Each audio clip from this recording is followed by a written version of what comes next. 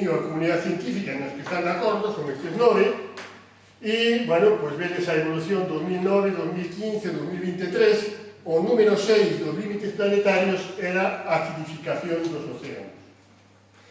Esta acidificación dos océanos pon en perigo a vida tal e como a coñecemos, a vida do mar, e, consecuentemente, a nosa propia vida. Todo o que afecta a biología marina e todo o que afecta a interacción mar, atmosfera, clima, condicións de vida. Entón, se cada un destes límites sobrepasados a ir da zona verde poría en perigo a existencia humana tal e como a coñecemos, se definimos 9 e dos 9 levamos sobrepasados 7, pois é para estar contentos, vamos bien. Dentro de pouco temos o rosco de pasapalabra completo.